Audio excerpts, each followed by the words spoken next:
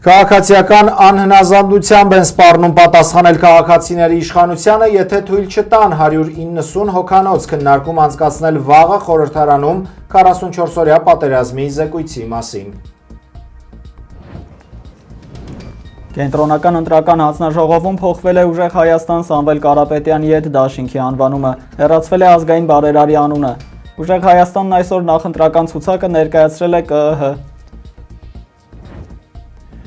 Թրամփը 5 օր ժամանակ է տվել Իրանին բանակցությունների մասին որոշում կայացնելու համար։ Պաշտոնական Թեհրանը պահանջում է ապաշրջափակել նավահանգիստները։ Երևանում ժամը 19 է, բարի երեկո եւ բարի գալուս 21 TV սիրելի հայրենակիցներ, ուղիղ եթերում ձեր սիրելի հաղորդումն է իրականում ու պարզ։ Տաղավարում են Դավիթ Գենջոյանը եւ Տարոն Կողլիկյանը։ Ողջույն հարգելի հեռուստադիտողներ, նախքան անոնցված թեմաներին անցնելը հիշեցնեմ, որ մեզ ուղիղ եթերով նաեւ կարող եք դիտել 21 TV News-ի YouTube-յան ալիքում, 21 TV-ի Facebook-յան պաշտոնական էջում, ինչպես նաեւ կարող եք բաժանորդագրվել մեր մյուս ալիքներին, որպեսզի լինեն կապի մեջ։ Եվ այսպես սկսենք։ Մեր առաջին թեման քաղաքացիական անհնազանդությամբ են սպառնում մի խումբ քաղաքացիներ իշխանությանը, եթե չհրապարակվի 44-օրյա պատերազմի վերաբերող խորհրդարանական քննիչ հանձնաժողովի զեկույցը, եթե վաղը չթույլատրվի նրանց 190 հոգանոց քննարկում կազմակերպել ազգային ժողովի լիագումար նիստերի մեծ դահլիճում։ Ինչպես գիտեք, հարգելի հեռուստադիտողներ, 2025-ի հոկտեմբերին հայտարարվեց, որ խորհրդարանում ավարտվել է քննիչ հանձնաժողովի աշխատանքը եւ կազմվել է 215 էջից բաղկացած զեկույց 44-օրյա պատերազմում մեր պարտության պատճառների մասին, սակայն այդ զեկույցը չհանրայնացվեց եւ խորհրդանի խոսնակ Ալեն Սիմոնյանի որոշմամբ ժամկետների խախտման պատճառաբանությամբ փաստաթուղթը ուղարկվեց ազգային ժողովի գաղտնի բաժին, այդ զեկույցին հասանելիություն ունեն միայն գաղտնիության թույլտվություն ունեցող падգամավորները Եվ նախընտրական Հայաստանում նորից թափ է հավաքում 44-օրյա պատերազմում մեծ հետ տեղի ունեցածի վերաբերյալ այդ քննարկումները եւ հատկապես այն, որ մեր պարտության պատճառը եղել է դավաճանությունը, ինչպես գիտենք, իշխանությունը մեղադրում է գեներալներին, ասելով, որ փախել են պատերազմի դաշտից, գեներալները պատասխանում են փաստերով, օրինակ մինչեւ հիմա բուրըն քննարկվում է անցած շաբաթ Պաշտպանության նախկին նախարար Սերյան Օհանյանի հայտարարությունը խորհրդարանի ամբիոնից, ես առաջարկում եմ հիմա լսենք այդ ելույթից մի հատված։ Պաշտպանության բանակը 283 կիլոմետր պաշտպանության գոտի է ունեցել։ 265-ը մինչև հոկտեմբերի 27-ը մեկ ամիս պահել են։ Այն տարածքով են ձեր ասած գեներալները փախել։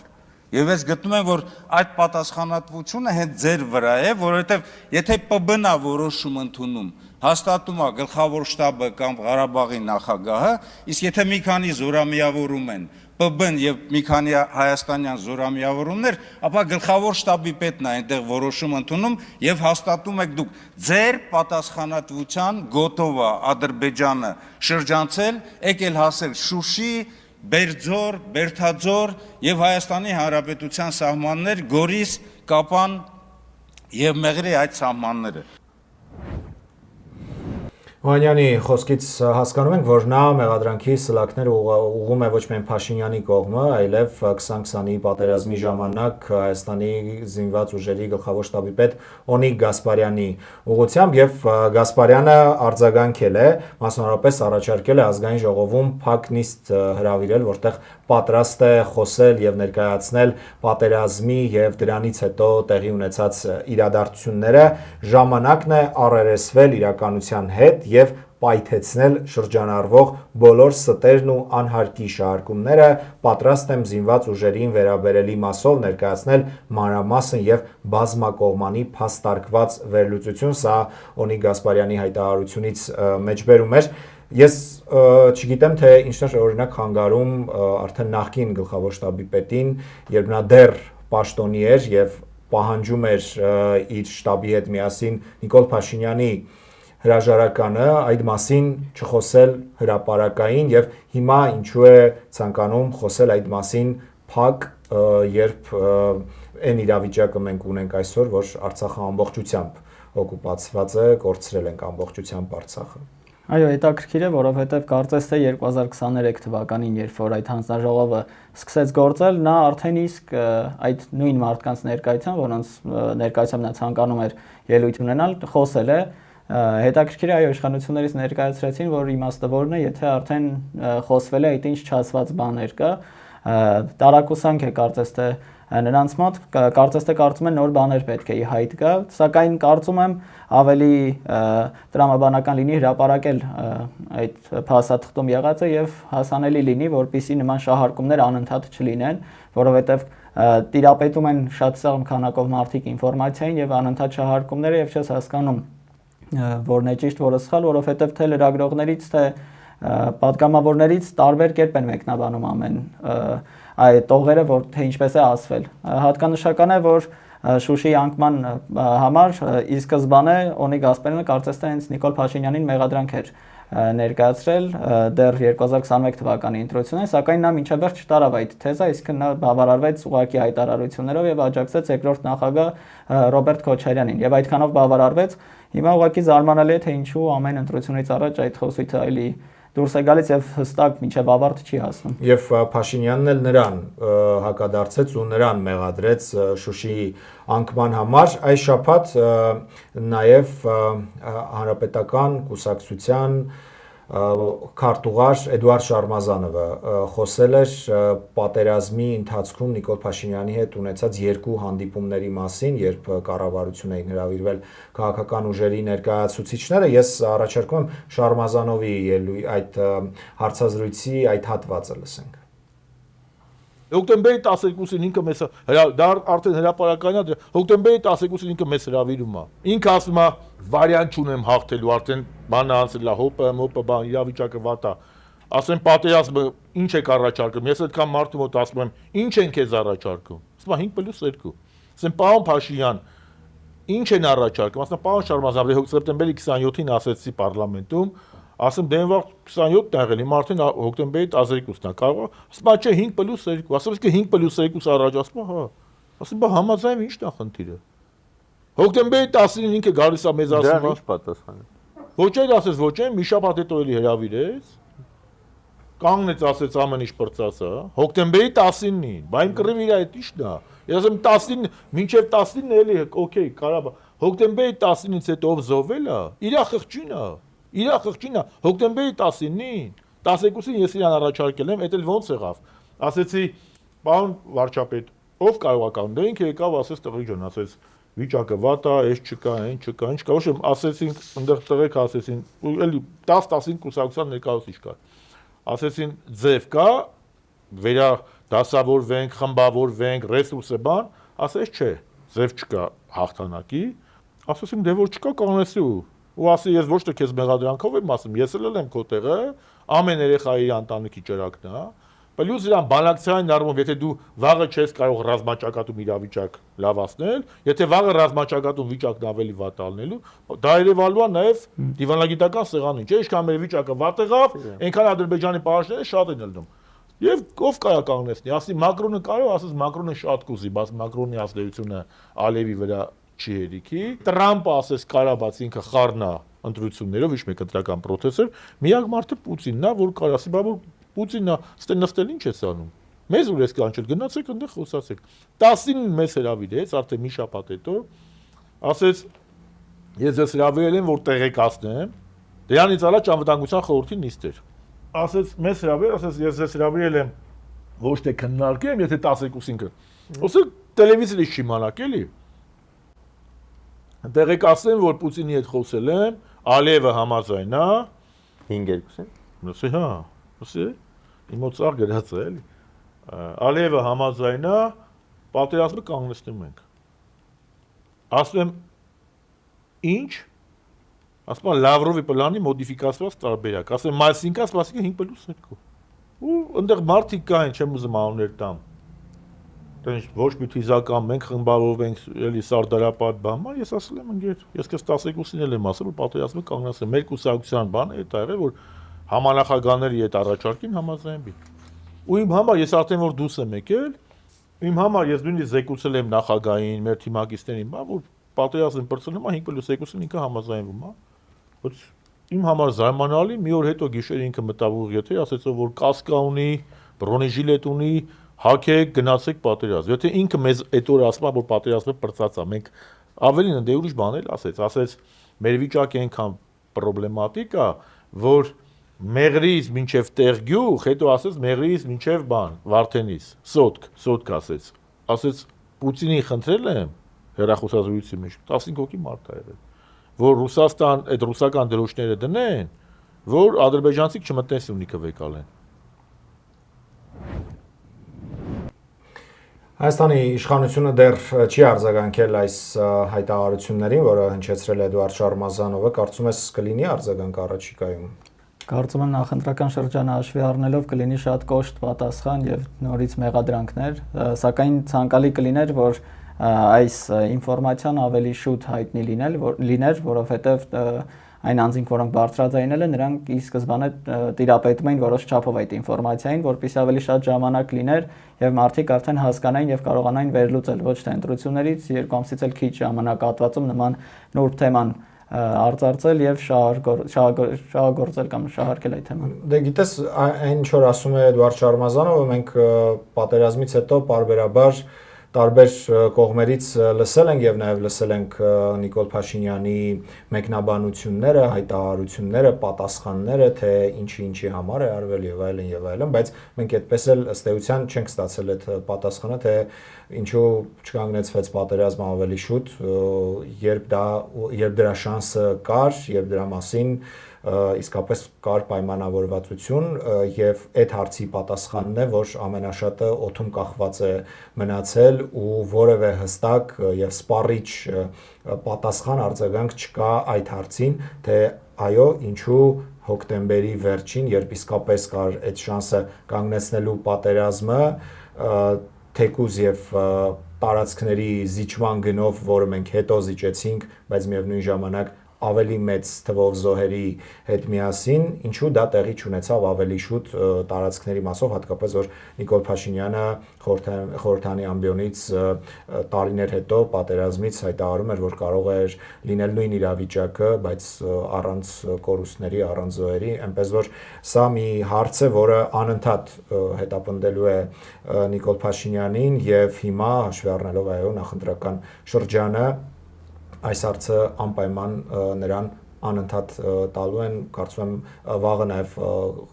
կառավարության նիստն է, որից հետո ավանդաբար Նիկոլ Փաշինյանը վերջին շրջանում ճեպազրույցներ է ունենում լրագրողների հետ, կարծում եմ որ լրագրողները նույնպես այս թեմային կանրադառնան։ Եվ մեղավորների մասին չենք տեսնում որևէ հստակ դատվածություն, թե ով է մեղավոր կամ ով է կասկածյալ եւ ուղղակի լողոզված ինչ որ մեղադրանքներ են, որոշ գեներալներ ինչ որոշ ժամանակ անցկացնում են ինչ որ անազատության մեջ, այնուհետև ինչ որ հարցաքննություններում, ապա գտնվում են ազատության մեջ, որպես այդպեսին չկա հստակություն, որ մարդիկ արդեն հասկանան ինչ է տեղի ունեցել վերջի։ Լավ, ես շատ չեմ ուզում այս թեմայով քննարկում շարունակենք, որովհետև գիտեմ, որ անձամբ քեզ համար էլ շատ հաճելի չէ, որովհետև ինքդ էլ որպես կամավոր փորձել ես մասնակցել պատերազմին, ինչ պատճառներով առաջնագից չես հասել, բայց դա կարծես թե մի այլ առիթով անպայման կխոսենք այդ մասին։ Այո, ավելի լավ է ավելի ուշ խոսենք, որպեսզի մարսենք այդ ամբողջ ինֆորմացիան եւ իրավիճակը։ Այո։ Անցնենք առաջ։ 16 օր հետո մեզ Հայաստանի քաղաքացիներին սպասվում է ընտրություն, ներողություն, սկսվում է 16 օր հետո դեռ սկսվում է ընտրարշավը, մայիսի 8-ին քարոզարշավը, մինչ այդ քաղաքական ուժերը ոչ պաշտոնական քարոզարշավի մեջ են եւ միաժամանակ իրենց նախընտրական ցուցակներն են հրապարակում, ապա դրանք ներկայացնում կենտրոնական ընտրական հանձնաժողով, կենտրոնական ընտրականը այսօր հայտարարել է, որ այս պահին հայտ է ներկայացրել, որ կարող է ընտրություններին մասնակցել 23 քաղաքական ուժ, իսկ մինչև այսօր արդեն իրենց փաստաթղթերը ներկայացրել են 4 քաղաքական ուժեր, նաև այսօր իր ընտրական ցուցակը կհետարել քաղաքացիական պայմանագրի գլխավոր մրցակիցը այս ընտրություններում ուժեղ Հայաստան կուսակցությունը, մեր գործընկերները նույնպես ԿՀ-ի դիմաց են եղել, առաջարկում եմ լսենք նրանց։ Բացարձակ հաղթանակ է գնում ուժեղ Հայաստան կուսակցությունը մեծ տուփով այսօր իրենց փաստաթղթերը կենտրոնական ընտրական հանձնաժողով են ներկայացրել կուսակցության անդամները։ Ուժեղ Հայաստանը 4 ուժերից մեկն է, որը արդեն ներկայացրել է փաստաթղթերը։ Սամվել Կարապետյանի ուժից բացի հանձնաժողով են փաստաթղթերը ներկայացրել Բարգավաճ Հայաստանը, Շնորհապետականը, Իշխող քաղաքացիական պայմանագիրը եւ Բոլորին դեմ եմ։ Հանձնաժողովի մամուլի քարտուղարը հայտնել է, որ 23 քաղաքական ուժ արդեն դիմել էլեկտրոնային օգտահաշիվներ բացելու համար, սակայն սա չի նշանակում, որ 23 քաղաքական ուժ է մասնակցելու ընտրություններին։ Յուրաքանչյուր կուսակցություն կամ դաշինք, եթե ցանկանում է մասնակցել ընտրություններին, ինքը պարտադիր պետք է դիմի կենտրոնական ընտրական հանձնաժողովին օգտահաշիվ ստանալու համար, որպեսզի կարողանան հետագայում իրենց ընտրական ցուցակները նաև ներբեռնեն այդտեղ։ Այս պահին մենք ունենք 23 հայտ, բայց խնդրում եմ նաև ֆիքսել, որ դա ամենևին չի նշանակում, որ մենք այդքան ունենալու ենք նաև առաջադրում, որովհետև օգտահաշիվ ունենալը դեռևս չի նշանակում դիմել առաջադրման համար։ Օրենսդրական որևէ գործիքակազմ այլևս չկա, որ ուժեղ Հայաստանին չգրանցեն, վստահ է կուսակցության ընտրացուցակի երկրորդ համար Արամ Վարդեբանյանը։ Իրավական առումով ունեմ եւ ունենք 0 մտահոգություն։ 0։ Ինչի համար։ Քանի որ իրավական, օրենսդրական որևէ մի գործիքակազմ չկա խոչընդոտ առաջացնելու համար։ Կարող ենք հայտնել նաև, որ գործընկերների հետ միասին մանրակրկիտ կերպով ուսումնասիրել ենք նաև բոլոր փաստաթղթերը նախքան դրանց ներկայացումը։ Փաստաթղթերը ընտրական օրենսգրքի եւ կուսակցությունների մասին օրենքի տեսանկյունից հավուր պատշաճի են, համապատասխանում են օրենքի բոլոր պահանջներին, շարժվում ենք առաջ։ Իսկ այն ձայնագրությունները, որոնք շրջանառվում են ըստ Վարդեբանյանի մոնտաժված են եւ որևէ իրավական հիմք չեն կարող հանդիսանալ կուսակցությանը չգրանցելու համար։ Նա սա որակել է որպես մանիպուլյատիվ սև քարոզչություն։ Կուսակցության անդամները վստահ են, որ հաղթելու են ընտրություններում եւ հաղթահարելու են երկրի առջեւ ծառացած անվտանգային եւ սոցիալական մարտահրավերները։ Մենք գնում ենք հաղթարշավի եւ գնում ենք բացարձակ մեծամասնական հաղթանակի երկու։ Մենք գնում ենք, որպեսզի մեր հասարակության, մեր ժողովրդի ծանր սոցիալական վիճակը, անվտանգային լրջագույն մարտահրավերները ու այն փոփոխությունների պահանջները, որ վրա են հասել, ի վերջո կյանքի կոչվեն ու հայ ժողովուրդը կարողանա ապրել ուժեղ Հայաստանում, ուժեղ առաջնորդի ղեկավարությամբ։ Քաղաքական ուժերն ունեն եւս մեկ օր մինչեւ վաղը հայտերը վերջնականացնելու համար, որից հետո մայիսի 8-ին կսկսվի գրանցված կուսակցությունների նախընտրական քարոզարշավը։ Այսօր նաև մեկ այլ իրադարձություն էր տեղի ունեցել ԿՀ-ում ուժեղ Հայաստանի շուրջ, մասնավորապես փոխվել է ուժեղ Հայաստան Սամվել Կարապետյանի հետ դաշինքի անվանումը եւ կենտրոնական ընտրականում քաղաքական ուժը գրանցվել է որպես ուժեղ Հայաստան դաշինք։ Հիշում ենք, որ անցած շաբաթ էր, երբ քաղաքացիական պայմանագիր կուսակցությունը, խմբակցությունը արագ կարգով նախաձեռնեց օրենսդրական փոփոխություն եւ օրենքից հանվեց այն կետը, որով թույլատրվում էր դաշինքներին անձնանուններ օգտագործել անվանման մեջ, այլևս այդ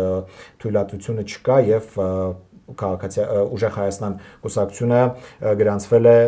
որպես Ուժեղ Հայաստան դաշինք առանց Սամվել Կարապետյանի։ Նախ ուզում եմ խոսենք 23 հնարավոր մասնակիցների մասին, Դավիթ, սա մեծ պատմական թիվ է։ Բավական մեծ թիվ է եւ քանի որ քաղաքագետ չեմ, դիմեցի համացանցին, որպեսզի տեսնեմ թե ինչպես դա կարելի է բացատրել եւ մեր սիրելի արհեստական բանականությանը խնդրեցի որ բերի օրինակներ, թե ինչ պարագայում դա հնարավոր է, հիմնվելով վերլուծությունների եւ փաստերի վրա, բերեց մի ամբողջ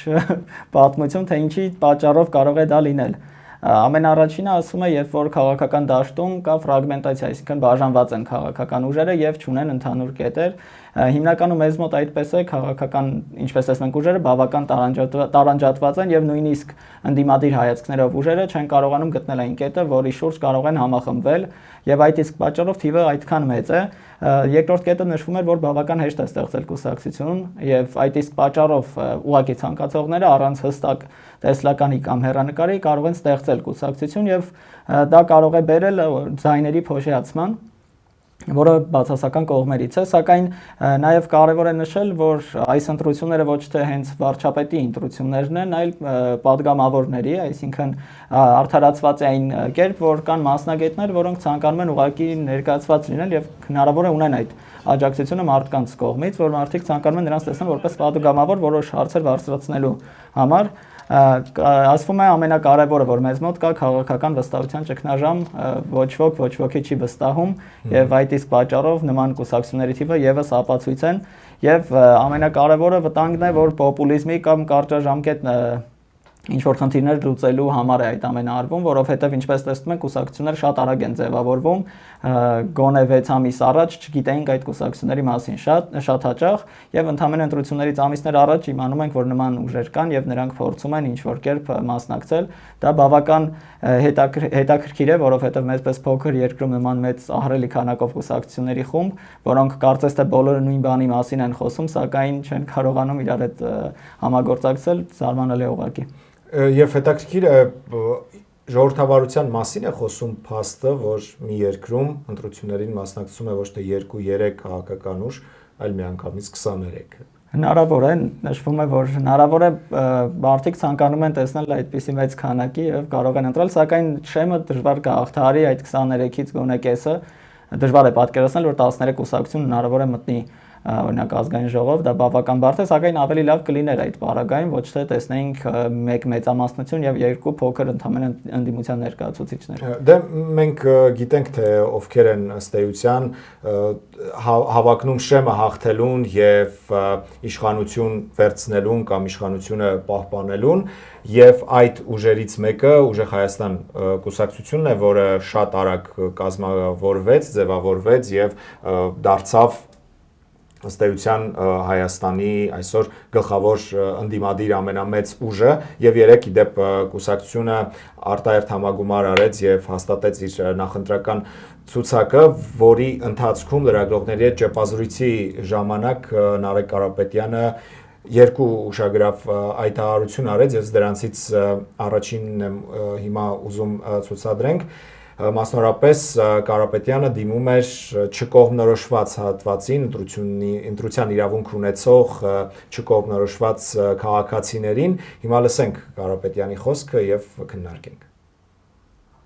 Մենք նոր ենք մտել քաղաքականություն։ 8 ամիս է մենք քաղաքական process-ների մասնիկ ենք։ Կարապետյանը, Սամվել Կարապետյանը Հայաստանում քաղաքական process-ների 8 ամիս է։ Մենք քաղաքական որևէ ժառանգության այս պահին պատասխանատվություն չենք կրում եւ չի եղել բան, որ մենք ասենք, Կարապետյանը ասի եւ Հայաստանի համար չանի։ Ինչպես գիտեք, Հայաստանի համար բազմաթիվ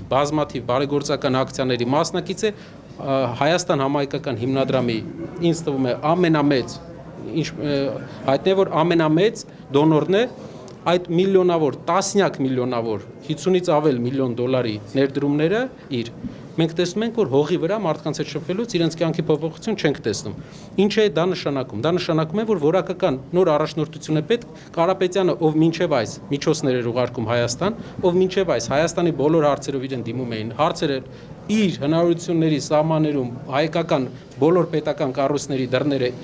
իր դռները բաց էր պետական պաշտոնյաների առաջ, որպեսզի Հայաստանին օգուտ տա, մենք տեսնում ենք, որ հողի վրա աղքատության տարբերություն չկա, փոփոխություն չկա աղքատության մեջ, 22% աղքատություն կա, ամեն 5-րդ հայը, 4-րդ կամ 5-րդ հայը աղքատ է ապրում։ Աղքատություն ասելով 60,000 դրամից ցածր։ Այս բոլոր միջոցները ուղարկվել է Հայաստան, բայց ոչ մի էֆեկտ մենք չենք ունեցել հողի վրա։ Կարապետյանը այսօր մոտարապես որ դուք հասկանաք 15 միլիոն դոլար միայն Սամվել Կարապետյանը կրթաթոշակ է վճարել Հայաստանից դուրս սովորող հայ ուսանողների համար լույս հիմնադրամի միջոցով։ Դավիթ, հետաքրքիր է համոզիչ էր Նարեկ Կարապետյանի խոսքը, որը ավելի շատ փորձում էր ուշադրությունը հրավիրել ընտրությունների իրավունք ունեցող, բայց քաղաքականությամբ եւ ընտրություններով չհետաքրքրվող հատվածին, որը 21-ի ընտրությունների դեպքում արդեն գիտենք, որ բավականին մեծ թիվ է կազմում։ Նաև շատ կարևոր է նման հայտարարությունը, որովհետև որքան մեծ լինի մասնակցությունը ընտրություններին, այդքան ցանկացած ընտրված ուժ կլինի ավելի լեգիտիմ այսինքն չեն լինի այն խնդիրները, որ հիմա հնչում են շատ հաճախ, որովհետև երբ քիչ մարդիկ են ներկայանում, ավելի շատ ձեռնտու է իշխող ղեկավար ուժին, քան մնացածին եւ դա ընդդիմության կողմից բավական տրամաբանական է ավելի շատ մարդկանց ներգրավել եւ հնարավոր կլինի այդ պարագայում հավաքել այդ ձայները, որը նրանց անհրաժեշտ է։ Ըստ էության Կարապետյանի ասածը նա էր, որ իրենք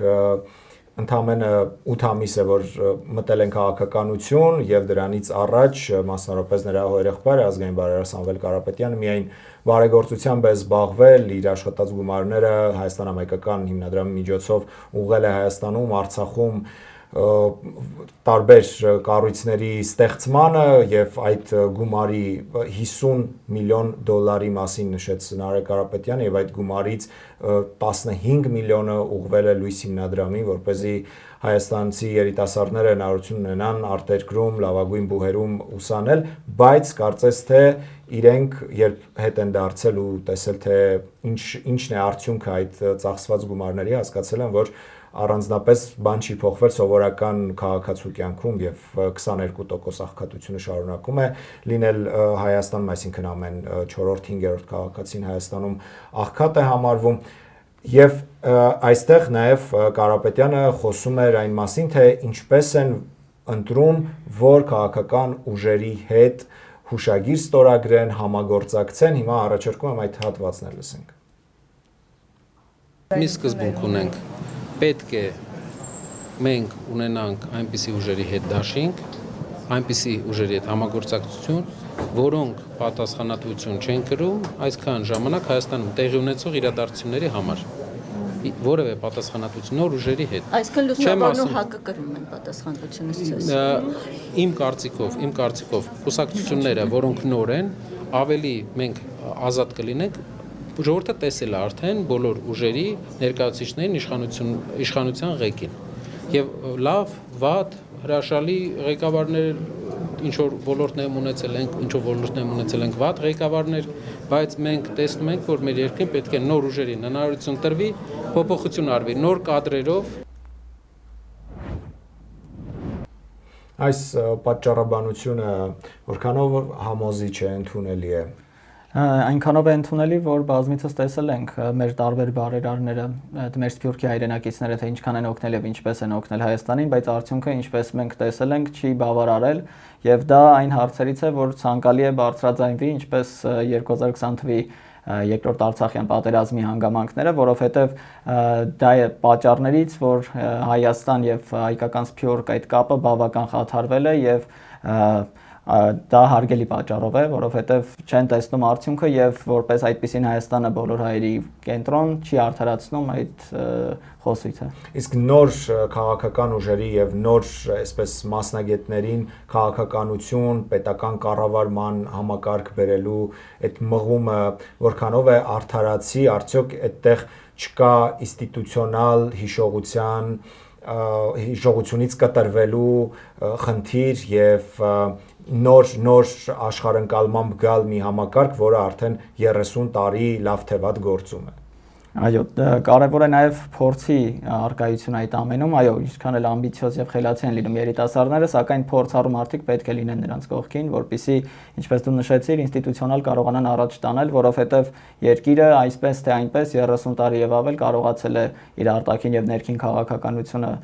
ձևավորել եւ շարունակել, դա պետք է ոչ թե 0-ից կառուցել, այլ հղկել եւ փորձել էլ ավելի լավ անել։ Եղածի վրա զարգացնել, այո։ Ես կարծում եմ այսքանով ավարտենք այս թեման եւ մեր երրորդ այսօրվա թեման Իրան ԱՄՆ չստացված բանակցություններն են, վարքյաններ անց կքննարկենք։ Դոնալդ Թրամփը Իրանի ղեկավարությանը եւս 5 օր ժամանակ է տվել բավարար մտածելու եւ հստակ պլանով ներկայանալու համար Պակիստանում բանակցությունների, ինչպես գիտենք, ամերիկյան լրատվամիջոցները բազմիցս այդ թեման արծարծում են, ինչպես նրանք ցանկանում են։ Այժմ էլ հայտնվել է այսպիսի ինֆորմացիա, որ Իրանում իշխող ղեկավարությունը, որը նոր է եկել եւ դիվանագիտական խումբը ունեն ընդհանուր կարծիք, թե ինչպես պետք է լուծեն այդ խնդիրը, եւ դա է պատճառը, որ Իրանը չի ներկայացել, սակայն իրանական կողմից մենք տեսնում ենք, որ այդքան էլ այդպես չէ, նրանք հստակ իրենց ուղերձները ասել են, որ պետք է Լիբանանում դադարի կրակայո, որովհետև զինադադար հայտարարելուց հետո նույնպես շարունակվել են այդ հարձակումները եւ բավական շատ վանդալիզմի փորձեր ենք տեսել, թե Հիսուս Քրիստոսի արձանի ոչնչացումը եւ այլն, որը բավական ցավալի է, իսկ իրանական կողմը հստակ տալիս է իր ուղերձը, չի ցանկանում զիջել Հորմուզի նեղուցը, որովհետև նա լավ հասկացել է, որ Հորմուզի նեղուցի շնորհիվ կարող է իր ցանկացած քաղաքականությունը ավելի առաջ տանել, որովհետև եթե նախկինում խոսում էին միայն միջուկային ծրագրի դադարեցման մասին, այժմ կա թեմայում թե Լիբանանի հարցը, թե Հորմուզի նեղուցի բացելու, այսինքն այդ հաղթաթուղթը դժվար թե իրանական կողմը այսպես դժվար ձեռք բերելուց հետո թույլ տա, որ անցնի ուղղակի դիվանագիտական զուտ շնորհակալական քայլ անելով։ Առաջին հրադադարի ժամկետը ավարտվել է, Թրամփը եւս 5 օր է տվել Իրանին, այսպես ասած, մտածելու համար, այլապես մի շարք սպառնալիքներ է հնչեցրել, թե ինչեր կարող է անել այդ երկրի հետ։ Ինչ ես կարծում 5 օր անց Իրանը որևէ գործողություն կանի, թե այնուամենայնիվ կմնա իր պնդմանը, որ գոնե իրանական նավահանգիստները պետք է ապաշրջափակվեն, որից հետո ինքն էլ պատրաստ է Հորմուզի նեղուցը բացել եւ հետո գնալ բանակցությունների։ Իրանական կողմը հայտարարել է, որ նրանք չեն միանում այդ հրադադարին, որ եթե ինչ-որ ագրեսիվ քայլեր տեսնեն իրենց ուղղությամբ, նրանք անպայման կպատասխանեն եւ այսօր մի քանի լցանավեր նրանք կարողացել են թիրախավորել։ Հատկանշական է, որ հնդկական լցանավը թիրախավորվել է, որովհետև Հնդկաստանի ինչ-որ քաղաքացի կապ է հաստատել այդ հնդկական նավի հետ եւ հայտարարել, որ եթե գումար փոխանցեն իրեն, նրանք կարող են անցնել ներկանով իրանական կողմի ներկայացուցիչ, հնդկական այդ նավը փոխանցել այդ գումարը, պարզվել է նա ուղղակի զերծարար է եւ ուղղակի գումար է շորթել նրանցից եւ խոցվել է իրանական անօթաչուի կողմից։ Հետաքրքիր է, որովհետև իրանական լրատվականներում հայտնվեց տեղեկություն, որ ամերիկյան ավիակիր է մոտենում Հորմուզի նեղուցին, այսինքն Իրանի տարածքին մոտ եւ տեղում կլինի 3-ից 5 օրվա ընթացքում եւ նրանք կապում են Դոնալդ Թրամփի տված այդ ժամանակը հենց այդ ավիակրի ներկայության համար ժամանակ շահելու, որովհետեւ զարմանալի է ինչու չեն բացում այդ սահմանափակումը իրանական նավերի նավահանգիստների համար եւ ինչու են տեղակայում հավելյալ ավիակիրներ, եթե նրանք ցանկանում են խաղաղ եւ դիվանագիտական ճանապարհով տալուց։ Ճիշտ եմ հասկանում, որ ենթադրում ես վերակազմակերպվում են, վերակազմավորում են իրենց ուժերը նոր հարձակման համար։ Այո, իրանական փորձագետների այդ մտավախությունները ուսումնասիրելով նման կարծիք է ձևավորված Իրանում, որովհետեւ բազմիցս տեսանք Իրան-ԱՄՆ բանակցությունների ժամանակ ինչքան եղան հարվածներ եւ խախտումներ եւ իրանական կողմում չկա այդ վստահությունը եւ նրանք ցանկանում են վստահ լինել, որ չի լինի որևէ խոչընդոտ, ինչպես լսեցինք մի քանի օր առաջ ինչ տեղեկություն կար, որ հնարավոր է Միացյալ Նահանգները ցանկանում է մահափորձ իրականացնել իրանական դելեգացիայի նկատմամբ եւ այդ իսկ պատճառով նրանք չեղարկել են, ինչպես իրանական մամուլում էր դա տարածվում եւ բավական այս մթնոլորտը անվստահության մակարդակով շատ բարձր է եւ դժվար է պատկերացնել ինչպես կարող է այն ավարտվել։ Նաև CNN-ը տեղեկություններ է հրապարակել ամերիկյան բանակի զինապահեսների մասին, մասնավորապես նշվում է, որ Իրանի դեմ պատերազմի ընթացքում ամերիկյան զինվորականները զգալիորեն սպառել են առանցքային հրթիռների իրենց պաշարները, սա զինամթերքի դեֆիցիտի ռիսկ է ստեղծում առաջիկա մի քանի տարիներին հնարավոր նոր հակամարտությունների դեպքում, սա նույնպես խոսում է հավանաբար նրա մասին, որ ամերիկյան կողմը այնուամենայնիվ հակված չէ ռազմական գործողությունները շարունակելու եւ ինչ որ կերպ ուզում է Իրանին բերել բանակցությունների սեղանի շուրջ, միաժամանակ չհրաժարվելով իր պահանջներից, որը ունի այդ երկրի նկատմամբ։ Այո, նույնիսկ Axios պարբերականը նշել էր, որ ինչ է լինի ելքը, Թրամփը հայտարարելու է դա որպես հաղթանակ եւ դա նշելու է հետաքրքիր է, որովհետև Իրանն էլ բավական հյուծվել է եւ համեմատելի չեն Իրանի եւ Միացյալ Նահանգների ուժերը առհասարակ եւ երկու կողմերն էլ այդքան էլ հակված չեն կռիվը շարունակելու, եթե նախկինում տեսնում էինք որևէ խախտման դեպքում շարունակում էին հրթիռակոծել միմյանց, այսօր տեսնում ենք, որ ավելի հակված են ժամանակ շահելու եւ գտնելու այն կետը, որտեղ կարելի է գալ համաձայնության Եվ կարևոր է Իրանի համար գալ համաձայնության, որ Հորմուզի նեղուցը կարողանան բաց պահել իրենց համար եւ վերահսկեն, որովհետեւ այդ պարագայում ել ավելի շատ գումար կարող են վաստակել եւ կարող են իրենց տնտեսության այդ կրած վնասները վերականգնել։ Թրամփը այսօր անգամ հաշվել ու հայտարարել էր, որ Իրանը ամեն օր 5 միլիոն դոլարի կորուստ է ունենում Հորմուզի նեղուցը փակ պահելով։ Դե նա 500 ներողություն միլիոն դոլարի եւ դե նա բիզնեսմեն է, գիտենք բոլորս, եւ միանգամից ամեն ինչ փողի հետ է կապում, փորձում այդպես տպավորություն ստեղծել, ինչը կարող է եւ իդեպ տպավորիչ լինել։ Այս դեպքում հաշվի առնելով, եթե իրականում անգամ այդ մեծ գումարը ամեն օր կորցնում է Իրանը, այնուամենայնիվ նա պատրաստ է ինչ-որ մի պահի հրաժարվել իր կարմիր գծերից, որոնք սահմանել է իր համար եւ որոնք պահանջում է Իրանը։ Եթե դիտարկենք Իրանը կարողանում է իր նավթակիրները տեղաշարժել այդ փակված հատվածով եւ օրվա ընթացքում բազմաթիվ մեծ տանկերներ կարողանում են անցնել եւ կարծես թե նրա գանձելով այլ երկրների տանկերներից այդ գումարը կարող է շատ հեշտ փակել դա եւ Գիտենք, որ Իրանը քանի տարի արդեն ապրում է այդ սանկցիաների տակ եւ կարողանում է գոյատևել, դժվար թե այդ ֆինանսական որևէ խնդիրները վերեն այն կետին, որ նրանք գնան կարմիր գծերի վրայով, հատկապես երբ որ վիրավորել են իրանական կողմին եւ սպանել են բանակցությունների ընթացքում իրենց հոգեվոր առաջնորդին։ Դավիթ, ամեն անգամ այս թեմայի մասին խոսելիս վերջում անպայման ասում ենք, որ հույս ունենք ամեն ինչ խաղաղ կավարտվի, բանակցություններով կավարտվի այս հակամարտությունը, բայց այստեղ կա նաև շատ ագրեսիվ տրամադրված Իսրայելը, որը կարծես թե որևէ կերպ չի ուզում հաշտվել նրա հետ, որ Իրանը այնուամենայնիվ այն երկիրը չէ, որը իրենք պատկերացրել են եւ որը փորձել են իրենց քարոզչությամբ ներկայացնել աշխարհին, որ հետամնաց է, ցանկացած պահի պարտվող երկիր է եւ մենք տեսնում ենք թե ինչպես է դիմադրում Իրանը թե ռազմական ճակատում, թե դիվանագիտական ճակատում, ինչպիսի հստակ իր դիրքորոշումները հայտնում է, իր կարմիր գծերը հայտնում է, ինչպես կարծում Իսրայելը ինչ դիրք կբռնի այն դեպքում, երբ Միացյալ Նահանգները հայտարարի, որ այլևս պատրաստ չէ ռազմական միջամտությամբ Ճիշտ ես նկատել, որովհետև Ամերիկան կարծես թե համաձայն էր ցանկացած համաձայնագրի եւ Իսրայելի միջնորդությամբ դա տեղի չունեցավ։ Այնտեղ մի քանի խնդիրներ կան, Բենյամին Նեթանյահուի նկատմամբ քրեական հետապնդում կարող են սկսել, քանի որ դատավարություն է գնում շատ բազմաթիվ հոդվածներով եւ նույնիսկ ցեղասպանության հոդված կա, որ մարդկության դեմ կատարած հանցագործության Գազայում եւ հետաքրքիր է, որ ցեղասպանությունների եւ հոլոկոստի ինստիտուտը, որը իսրայելական պետության կողմից վճարումներ է ընդունում, այնտեղ հրապարակել է նոր հակասեմականության ցանկ, այնտեղ նույնիսկ եթե քննադատում են Իսրայելի վարչապետին, մենք արդեն հակասեմական ենք, դա ուղղակի զարմանալի է, ինչ կապ ունի ցեղասպանության եւ հոլոկոստի հետ այդ ամենը եւ նույնիսկ Ամերիկայում զարմանում են մարդիկ, որ ինչ կապ ունի դա, այսինքն շահարկել ամեն պարագայում եւ ցանկացած հանցագործություն փորձել կոծկել այդ ամենով բավական արդեն հոգնեցրել թե Իսրայելի բնակիչներին, թե այլոց, կարծես թե Իսրայելն է հենց գլխավոր պատճառը, որ չենք գտնում այդ խաղաղությունը, որովհետև եթե Իրանը շարունակի զինվել եւ այսպես հաղթողի կերպարով դուրս գա, որովհետև որպես այդպիսին ռեժիմը չտապալվեց, միջուկային ծրագրի մասին դեռ պարզ չէ, հրթիռային ծրագիրը եթե կա ու եթե Լիբանանի հարցում նրանք կարողացել են ինչ-որ բան շահել,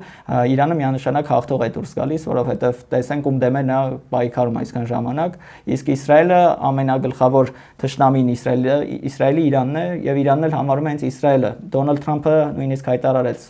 մի քանի օր առաջ, որ նրանք չեն ցանկանում Իրան ունենա միջուկային զենք, որովհետև նա կոչնչացնի Իսրայելը եւ դա ամերիկացիները չեն ցանկանում։ Շնորհակալություն, մեզ մնում է ընդհանրապես հետևել իրադարձությունների զարգացմանը եւ նորից հույս այցել, որ հակամարտությունը այս եւ բոլոր կլուծվեն բանակցություններով եւ նորերն էլ չեն սկսվի։ Հարգելի հեռուստադիտողներ, այսօր այսքանը, շնորհակալություն ուշադրության համար, հետևեք 21 TV News-ի լուրերի թողարկումներին, որոնք ամեն ժամ են առավոտյան ժամը 8-ից մինչև գիշերը ժամը 1-ը։ Մինչ նոր հանդիպում։